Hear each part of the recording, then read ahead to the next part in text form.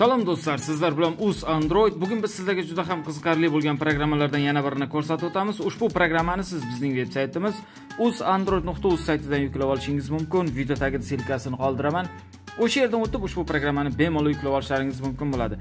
Aziz do'stlar, ushbu programma orqali siz turli xil MP3larni, ya'niki qo'shiqlarni bemalol eshitishingiz mumkin bo'ladi. Hech qanaqa ortiqcha megabaytlarsiz. Hozir sizlar bilan birgalikda ushbu programmani ko'rib chiqamiz. Xo'sh, programmani ochamiz. Programmani ochganimizdan so'ng yuqori qismida poisk tugmasi bor. Bu yerga biz o'zimizga kerakli bo'lgan xohlagan birorta bir san'atkorni yozishimiz mumkin bo'ladi. Masalan, mana Yulduz Monovani yozamiz va bu yerda YouTube ijtimoiy tarmog'idan sizga qo'shiqlarni topib beradi.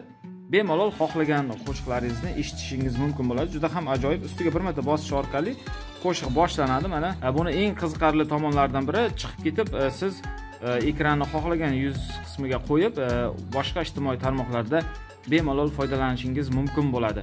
Juda ham ajoyib programmalardan biri. Ushbu programma orqali siz qo'shiqlarni sketchat ham qilib olishingiz mumkin bo'ladi. Juda ham kerakli programmalardan biri.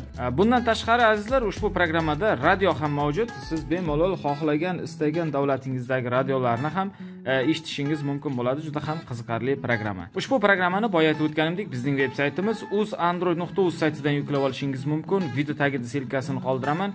O'sha yerdan o'tib ushbu programmani bemalol yuklab olishlaringiz mumkin bo'ladi. Aziz do'stlar, ko'pchilik tushunmagani sababli programmani qanday qilib yuklash mumkinligini ko'rsatib o'taman. Mana bu videoni tagidagi nuqtachani bosamiz va bu yerda mana sketchat programma deb yozilgan, o'shani to'g'risidagi yozuv, kuk yozuvini ustiga bosish orqali biz ushbu programmani sketchat qilib olishimiz mumkin. Google Chrome'ni tanlaymiz bu yerdan yoki boshqa birorta brauzerni tanlab, o'sha saytga o'tgandan so'ng bu ushbu saytdan bemalol yuklab olishlarimiz mumkin bo'ladi.